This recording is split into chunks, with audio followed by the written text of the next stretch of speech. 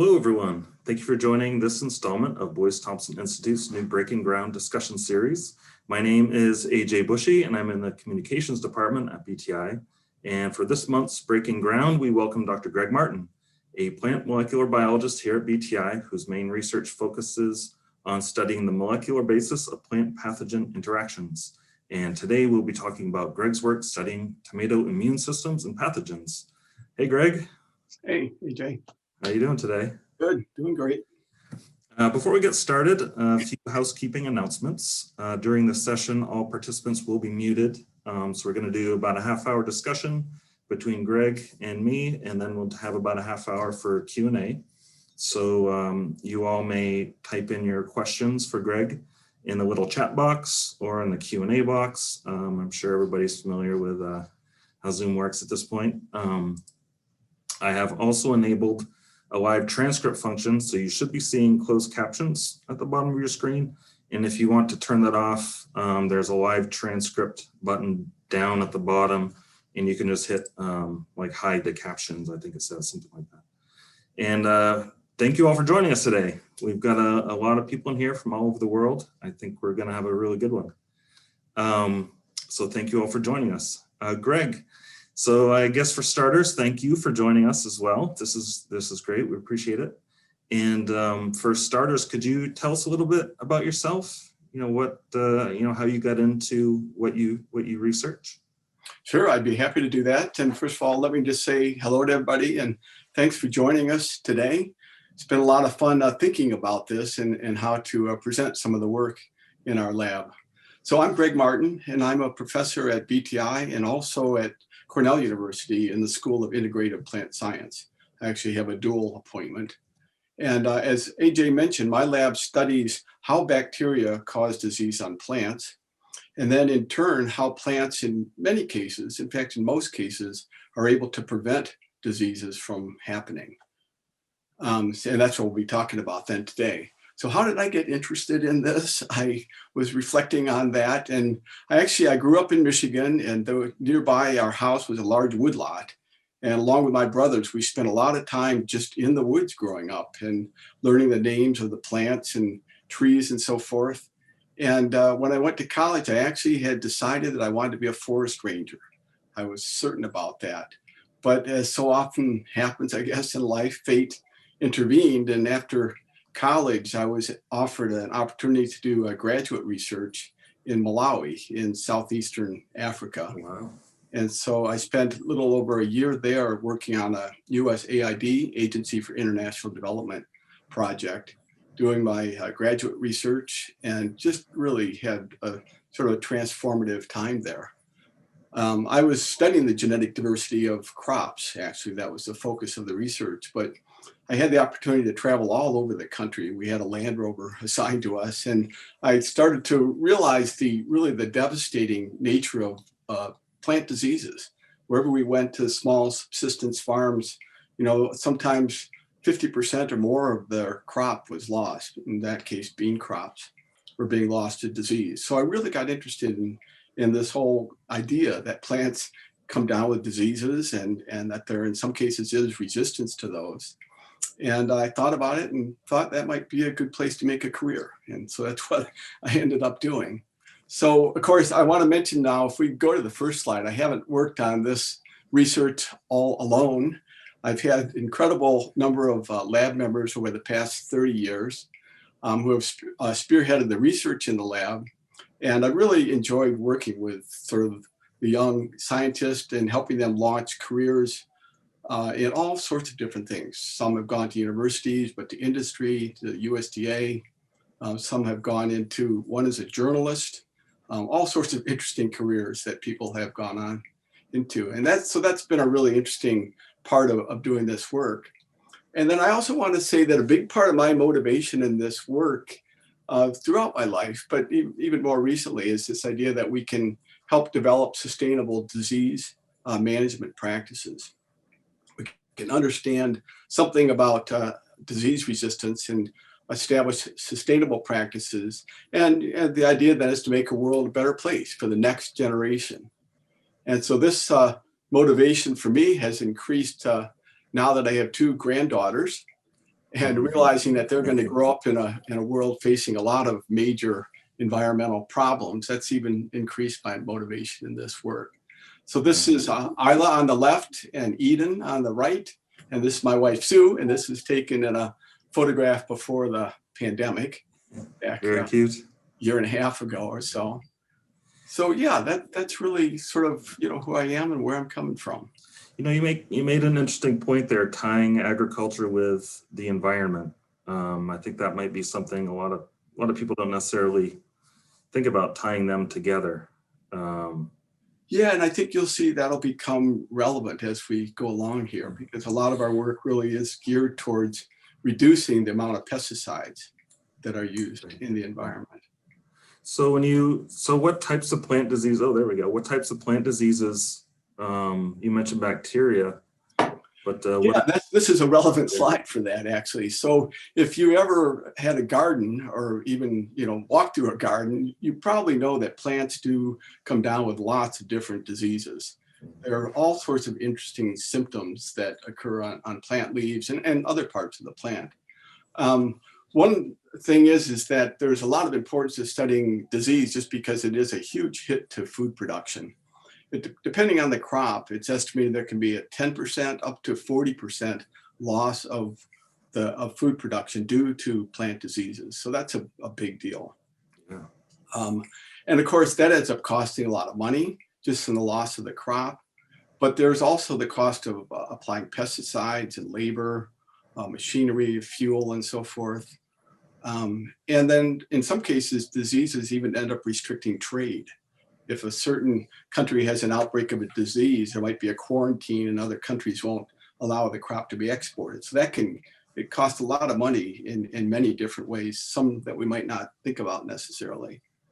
Yeah, and another important point is that pesticides, and you'll know this too probably if you're a home gardener, is a lot of pesticides really are just not that effective. You can put them on. I grow roses every summer, and every year there's black spot. And even though you can apply different pesticide, different fungicides, it's very difficult to control that. They cost money, and then they also end up in non-target environments. They can end up in water supplies and so forth. And so these are all kind of important considerations.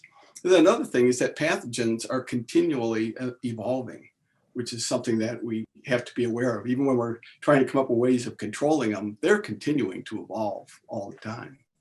Right. So if they evolve resistance to one pesticide, then you got to use another pesticide, and yes, evolve resistance to that. And they can also evolve resistance to the host resistance mechanisms too. So different things can happen there. Right. So that's an interesting piece of all this that I know you work on, is the plant immune systems. And I suspect a lot of people might not even realize that plants have immune systems. So could we talk a little bit about that, or are they like antibodies? Yeah, I wanted to go back, if we could, though, to that one slide there. I was just going to make one more point, and that is that one remarkable thing about all these photographs here are these, you can tell, are all different kinds of plants.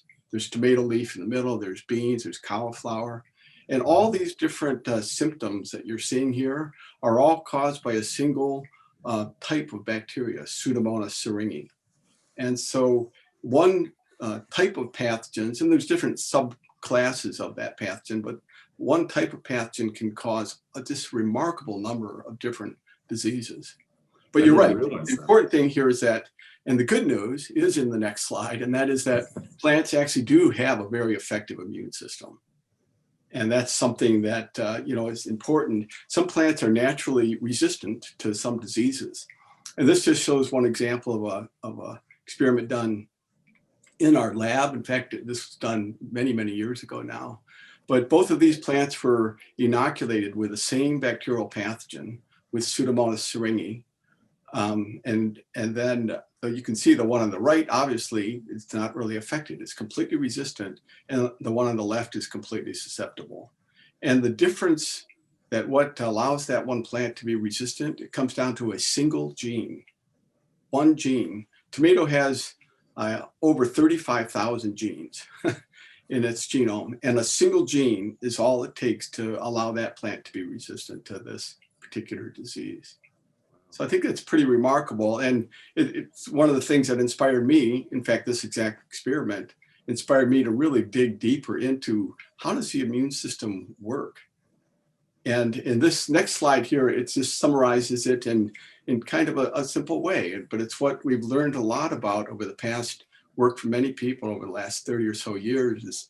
This shows a pathogen coming in and kind of sitting down, you can say, on a plant cell.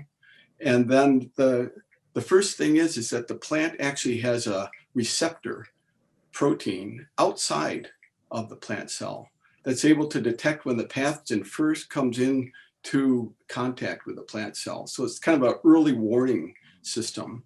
And it's able to, go ahead.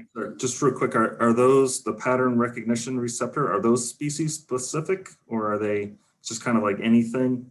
Some plants have the same receptor, and other ones, there's some that are unique. And there's a couple of unique ones in tomato that we've identified and work on. But yeah, so some are in common in many plants and others are unique. There's both categories.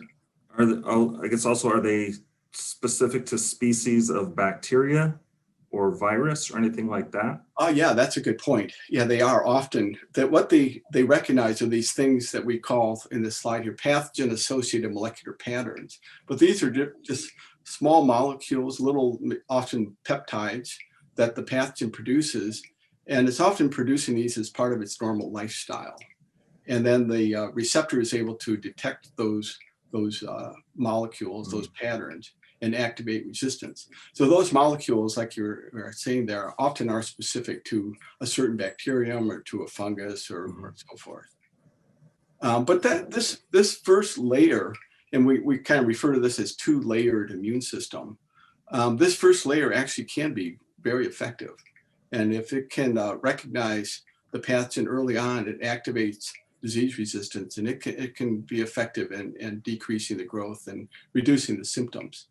But the next step here, and we're talking about pathogens evolving, the next step is that the pathogens have evolved this little syringe device you can see here that's poking through the plant cell wall.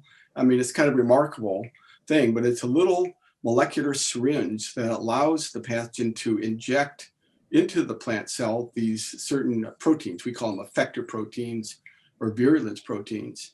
And what they have evolved to do is to interfere with this first layer of the immune system. So they can, in a variety of different ways, many different, very sophisticated ways, they can interfere with this first layer of the immune system and basically shut it down. And if they're able to do that, then they can cause disease. And so game over at that point. Pathogen is won. At some point, and sometimes people refer to this as the arms race because it starts out, first one thing and then the pathogen does something. So at this point, the pathogen is ahead and it's able to cause disease.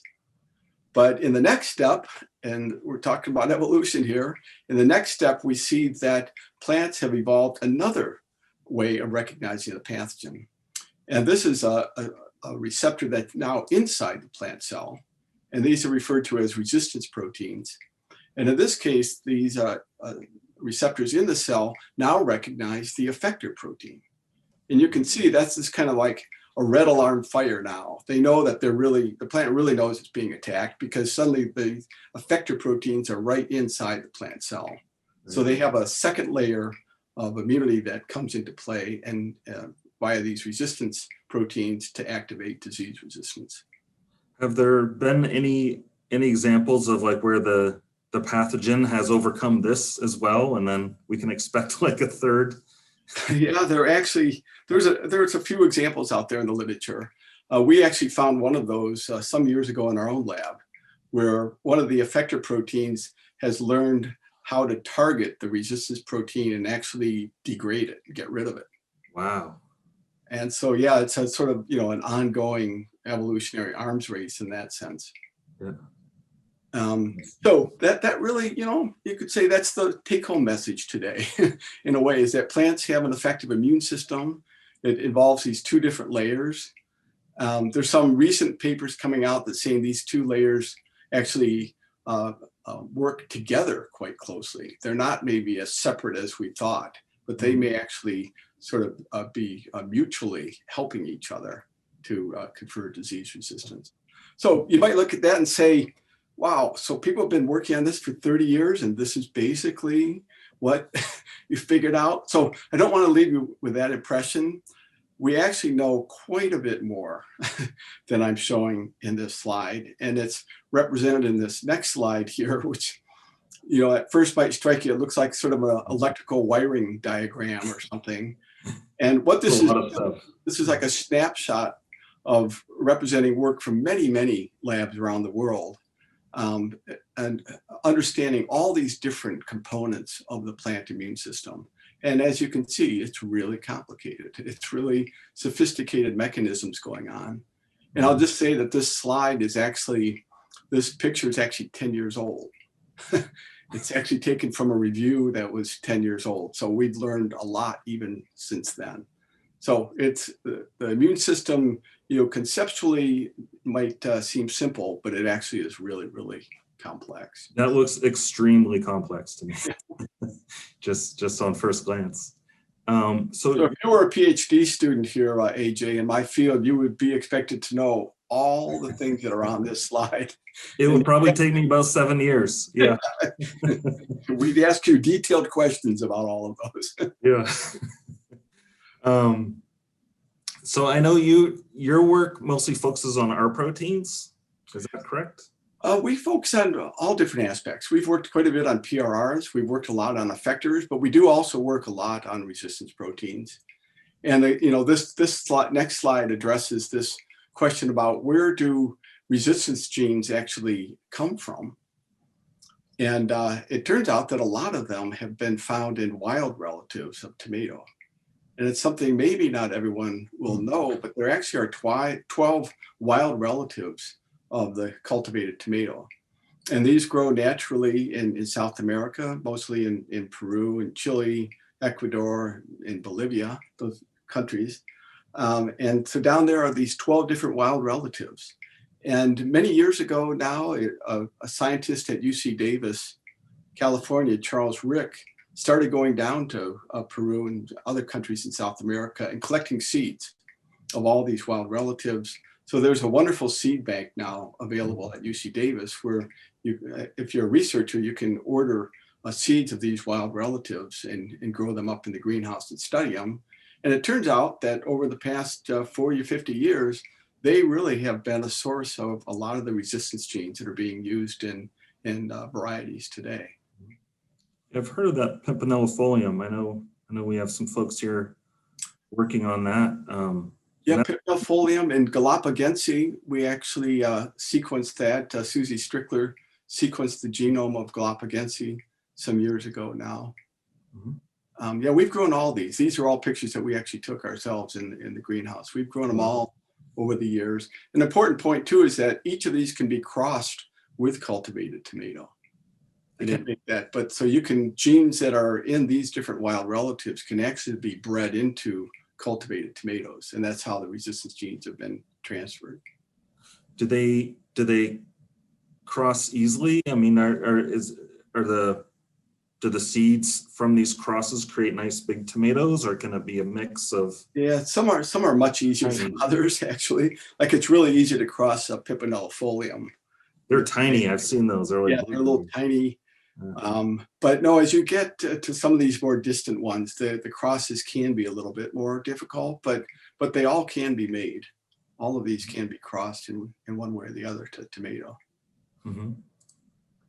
So yeah, and if we go to the next slide, I just wanted to, anyone who's a gardener will know this about if you go out to buy tomato seeds, often on the packet, you'll see these different letters.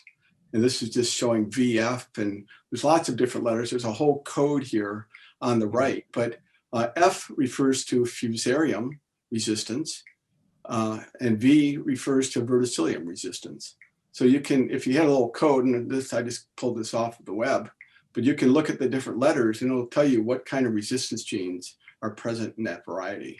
And there's a whole host of different resistance genes that are now available that have been bred into tomato to control different diseases. I see some of those are fungus and nematodes. And nematodes, and there's viruses on there, and there's some R genes, of course, to bacteria as well. Yeah, all kinds of stuff. Oh, very cool. And so I know you guys, your lab discovered a new gene last year that was pretty exciting. Yeah, so I have just one slide on this, so I'll kind of tell this in a simple way, but this was a resistance gene that we discovered that acts against race 1 strains of Pseudomonas syringae. And I won't go into a lot of detail, but it turns out there's 2 different races of Pseudomonas syringae. There's race 0 and race 1. And we already had a good genetic resistance to race 0, but there's never been good resistance to race 1.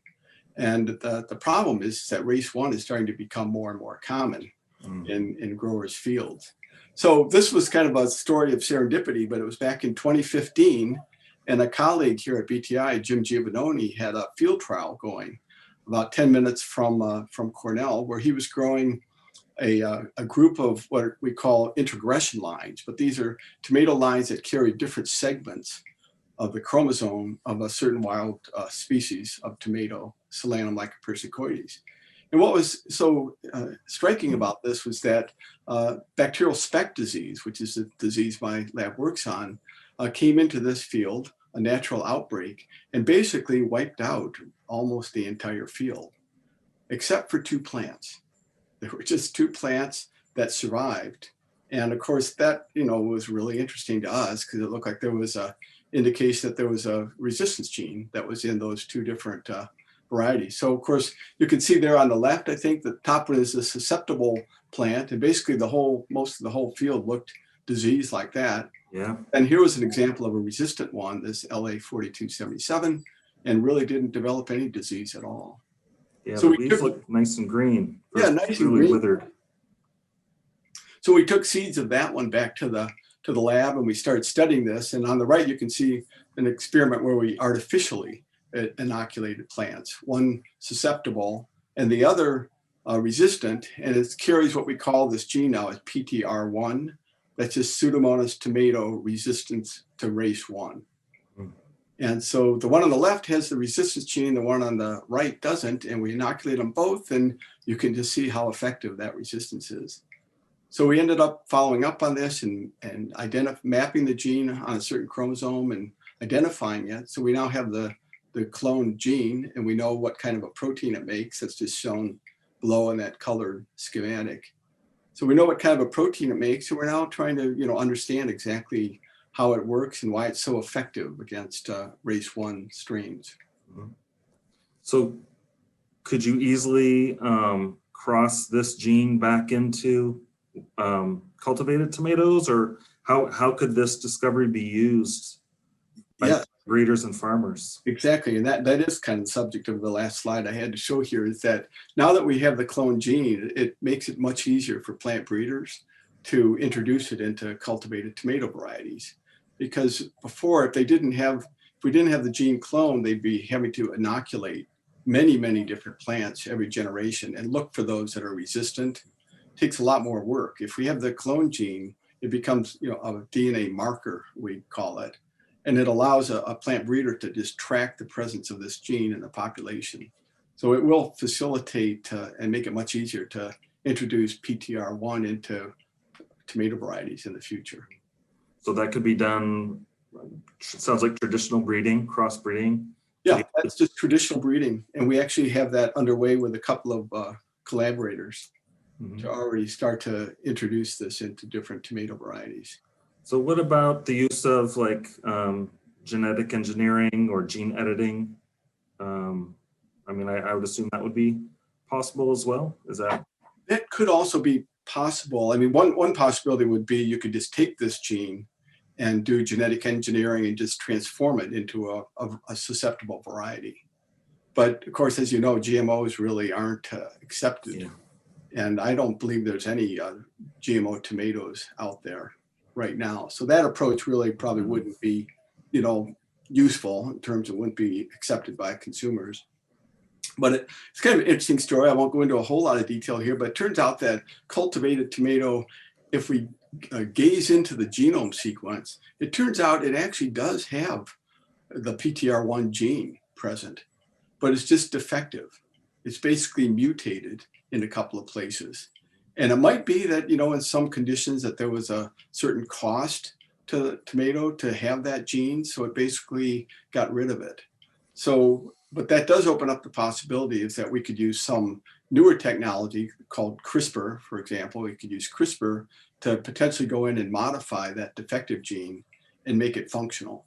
And if we could do that, then that would, make it a lot easier for the breeders. It would expedite. You don't have to do all the back crossing and so forth. Right.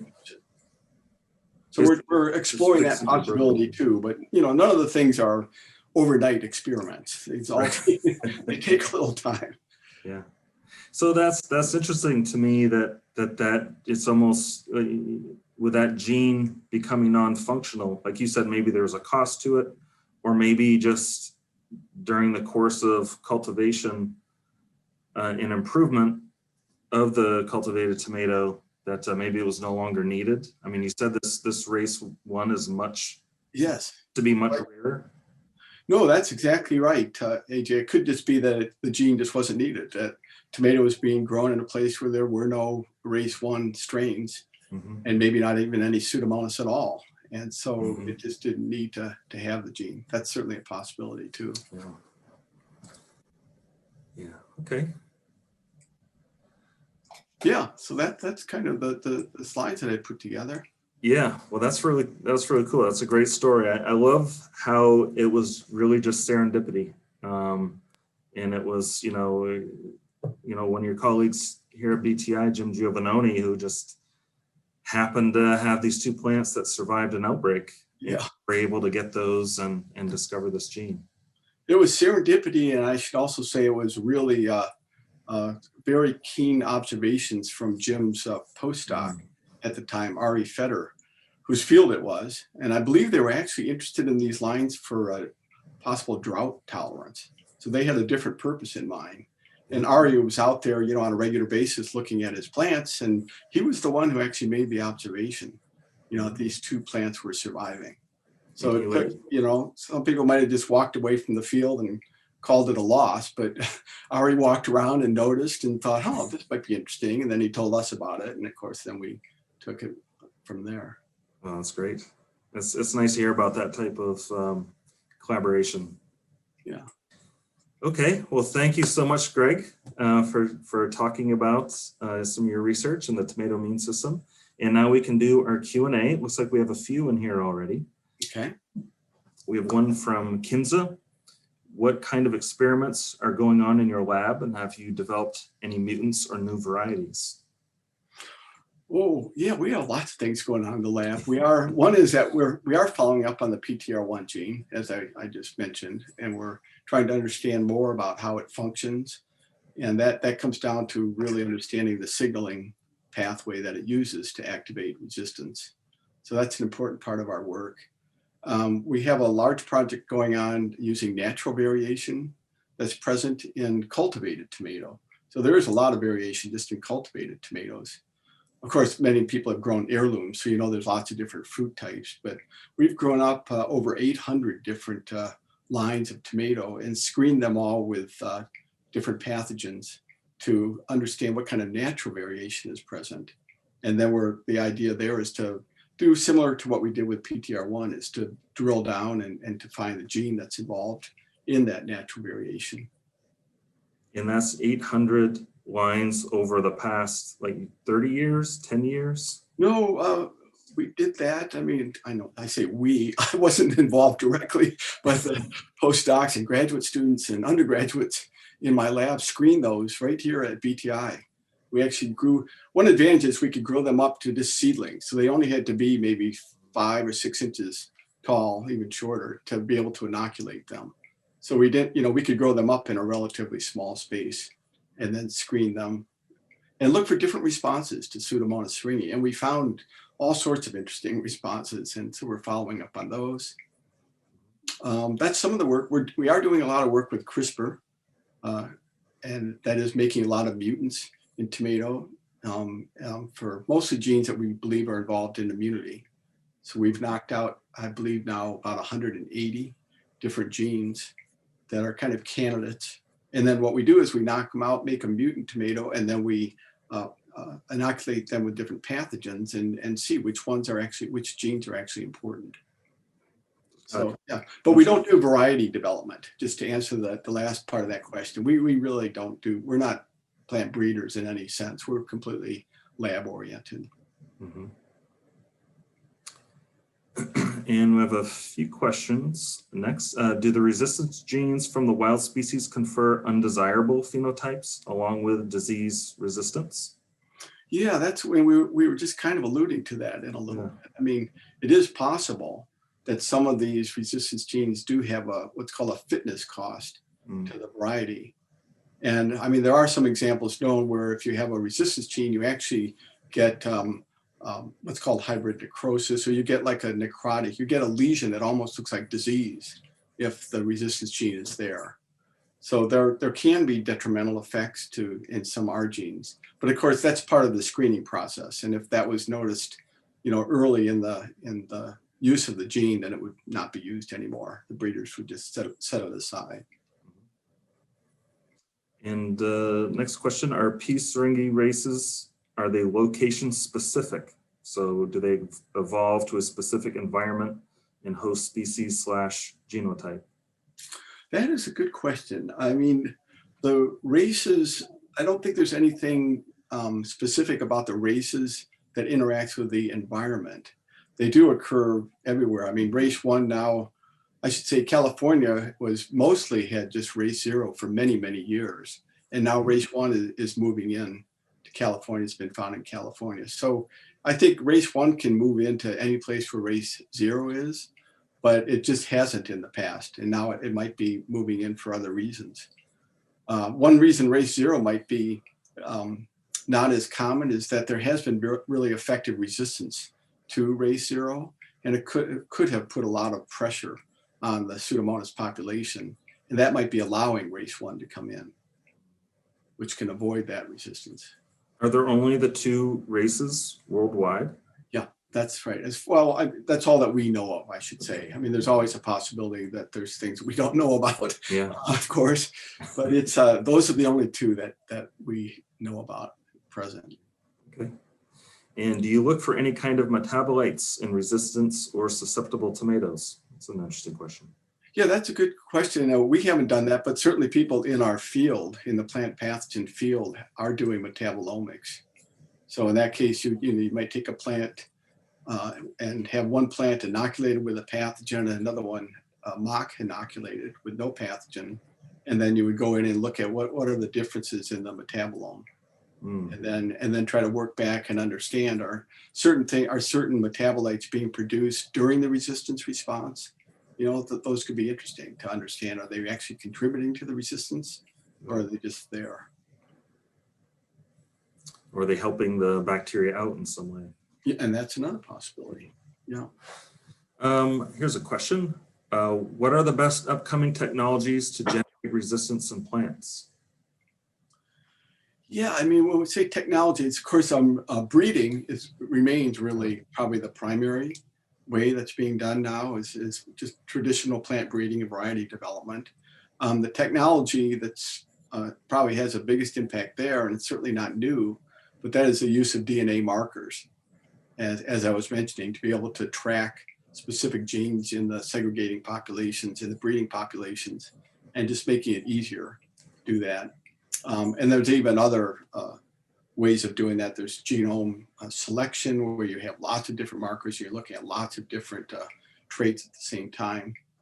I think, though, looking forward, I mean, one technology certainly out there now that's being used is CRISPR.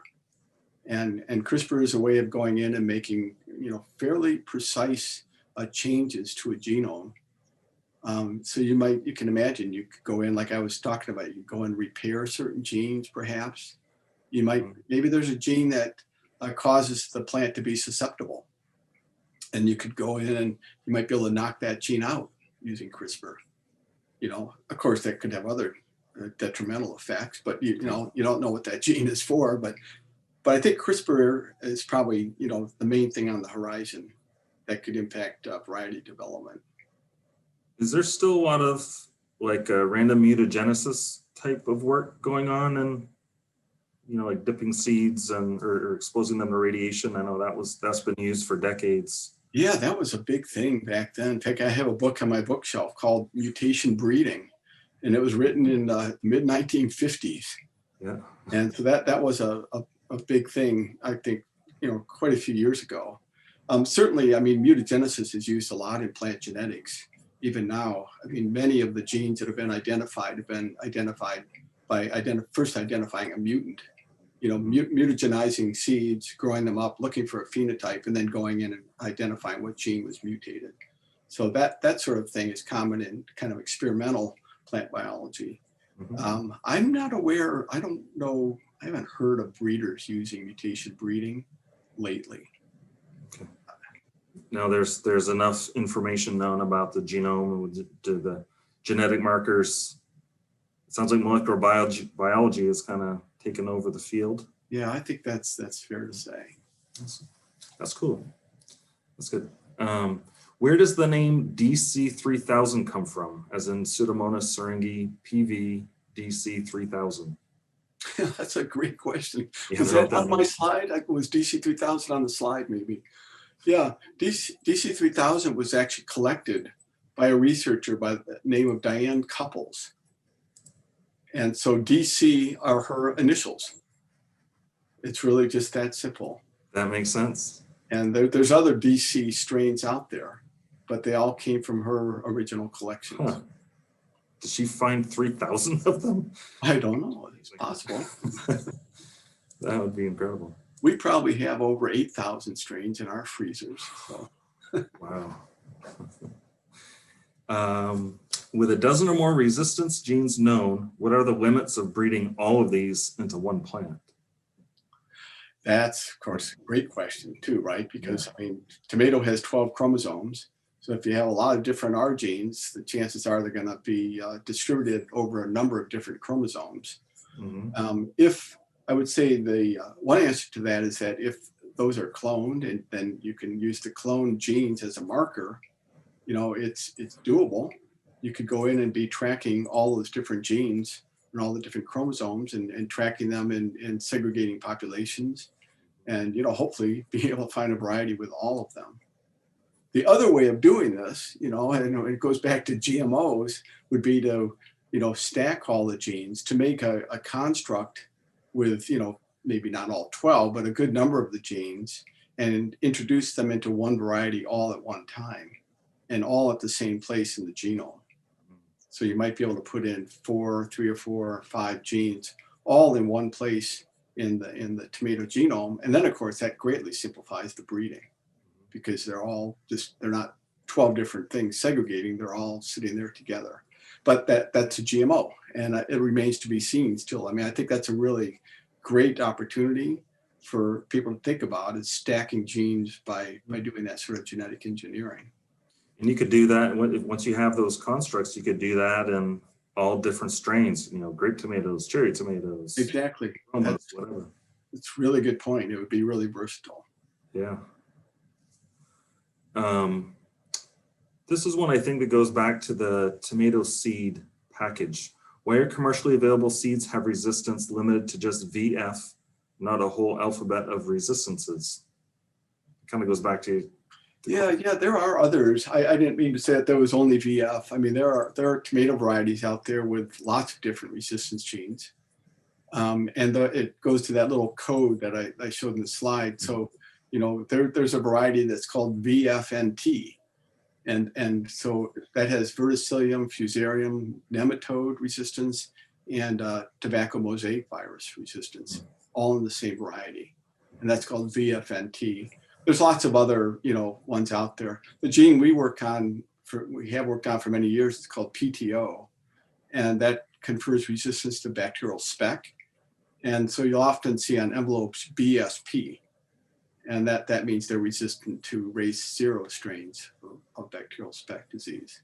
And that's the PTO gene? Yeah, and that's the PTO gene. But yeah, no, there are other ones. But I don't know if that's what the questioner meant, but if you do go to the garden store, and I've been there recently, a lot of the tomato seed packets actually don't show the resistance genes on there. And I don't know what the reason for that is, but if you go on the web, often on the company website, then they describe what resistance genes their varieties have. And are PRR specific to plant pathogens, or could they also recognize transient enteric pathogens like E. coli or salmonella? They definitely could. What they're recognizing are these conserved molecular patterns. And so those patterns might be on Pseudomonas, but they could just as well be on E. coli or salmonella. And my lab actually has published a paper on this some years ago where we showed where one of the PRRs in tomato is able to recognize salmonella.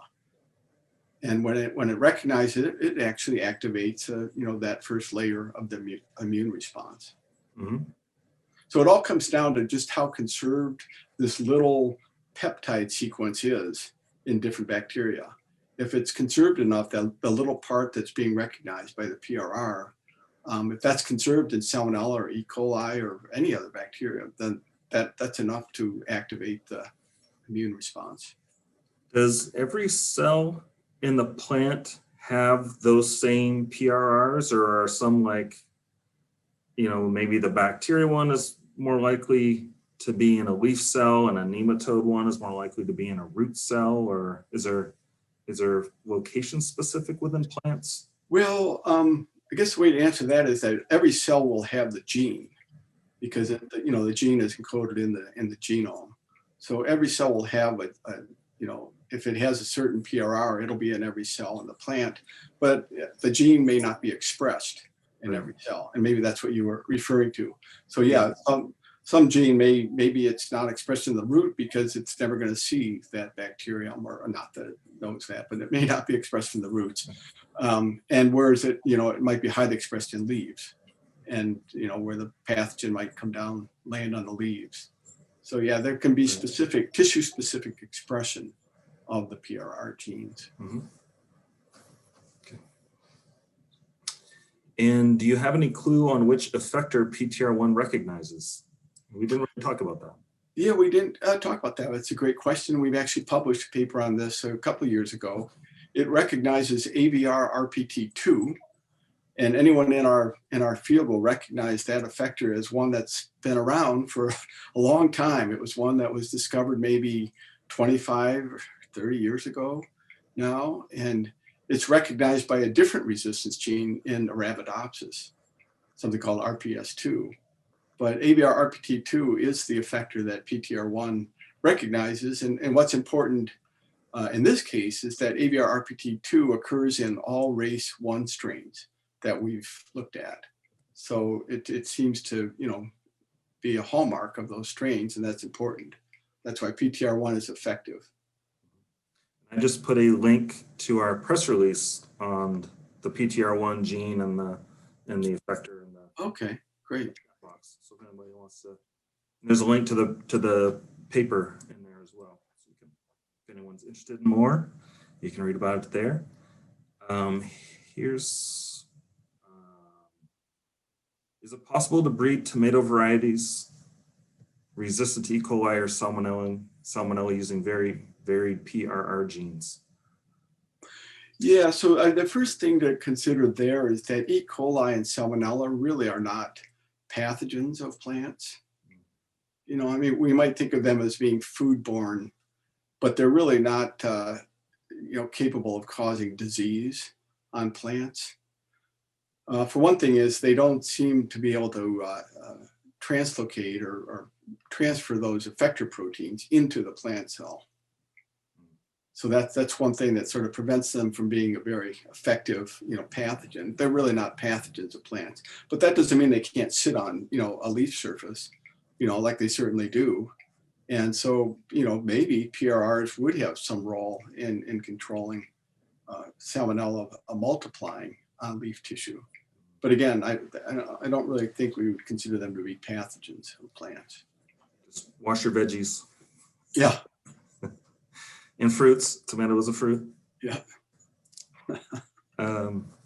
Does PTR1 gene work with other genes in association? And what is the response on hormonal activity regarding the PTR1 gene? That's a good question. Yeah, both of those are great questions. And that's one thing that we're interested in now is exactly how does PTR1 work? What other proteins does it perhaps function with to activate the immune response? Certainly there are, many examples where we know that our proteins do, once they activate the immune response, part of that is to affect the different hormone levels. Salicylic acid, jasmonic acid, ethylene, different hormones are affected during the immune response. And so we would expect that that's going to also be the case for PTR1, but we don't know that yet. Would it do both pathways, the salicylic acid and the jasmonic acid? We would expect it would mostly do the salicylic acid pathway just because that's common in defense against bacteria. Mhm. But we haven't investigated that yet. Okay. Another one from Kamal. Did this resistance gene, is it effective in heterozygous condition also? So I'm guessing. Yeah, great question. It is. It is effective in heterozygous condition. And also the other gene we work on, PTO, is also pretty effective in heterozygous condition. And the reason that that's relevant is that in breeding programs, you may often have your resistance gene in one of the parents that you're going to use in making a hybrid. So you may not have it in both parents, you may have it in one. And many tomatoes grown are actually hybrids. So if you develop a hybrid, if your R gene is effective when it's there in just one copy, when it's heterozygous, then that's an advantage because you don't need to breed it into both parents. Okay, that was the last question I see. If anybody else has, we do have a little more time. If anyone else has any more questions, feel free.